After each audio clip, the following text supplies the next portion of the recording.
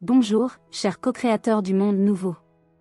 C'est encore Foelia, pour vous accompagner dans ce 10e point de la charte d'Adikan, qu'on nomme simplement « principe de liberté ». Sur cette planète, nous n'avons pas encore bien intégré ce que représente la vraie liberté. On la confond souvent avec l'idée de pouvoir faire ce qu'on veut quand on veut. En réalité, ce comportement est tout sauf libre, puisqu'on cède à nos désirs, dont on est finalement esclave. De plus, dès qu'on décide de faire de l'harmonie notre champ d'expérimentation, on se retrouve devant ce problème. Si chacun fait ce qu'il veut sans se soucier des autres, impossible d'être bien ensemble. Le tout est donc d'apprendre à trouver comment suivre son élan, tout en respectant celui des autres. La liberté est là, et elle est exigeante.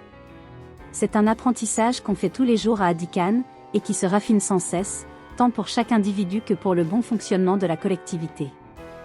La créativité individuelle est considérée comme précieuse et tout doit être fait pour lui permettre de s'exprimer. C'est pourquoi chaque projet que nous lançons passe par une phase de réflexion. Qu'est-ce qui, dans la réalisation de mon élan, pourrait nuire aux autres êtres sensibles ou à la nature? Et c'est à chacun d'être transparent sur ses intentions et sur la communication de celles-ci.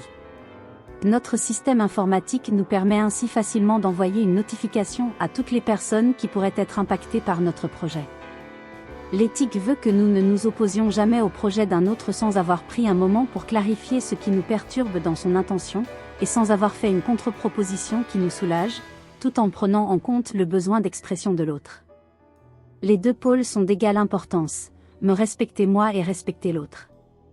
C'est ce qu'on appelle la vraie liberté, et ce degré de liberté n'est possible que dans la créativité, l'invention d'un chemin qui réconcilie les apparents contraires et permet à chacun d'exprimer son enthousiasme afin qu'il se marie avec celui du collectif et perpétue l'harmonie. Ne croyez pas que tout est rose pour autant. Ce chemin se balise en se parcourant, et demande nécessairement un dépassement de nos ornières personnelles, de nos peurs, de nos inconsciences. Et il faut dire ici quelque chose d'important, pour vivre à Adikan, il faut être habité par ce désir profond d'avancer en connaissance de soi. Si on résiste à ça ou qu'on n'est pas prêt pour ça, on ne peut pas s'y sentir bien, puisque tout nous pousse à conscientiser ce qui n'est pas encore en paix en nous, à consoler nos blessures profondes. Tout ça est un véritable chantier vers la liberté, individuelle et collective. Il est ouvert à toutes les bonnes volontés, mais ne conviendra pas à ceux qui n'ont pas cet élan de rencontre avec eux-mêmes à travers le collectif. Voilà l'essentiel de ce que je peux dire de ce point si important avec mes connaissances d'aujourd'hui et la mémoire qui m'est revenue jusqu'ici. N'hésitez pas à liker et à vous abonner si ce n'est pas encore fait. Et je vous dis à bientôt pour une autre vidéo sur la charte d'Adikan.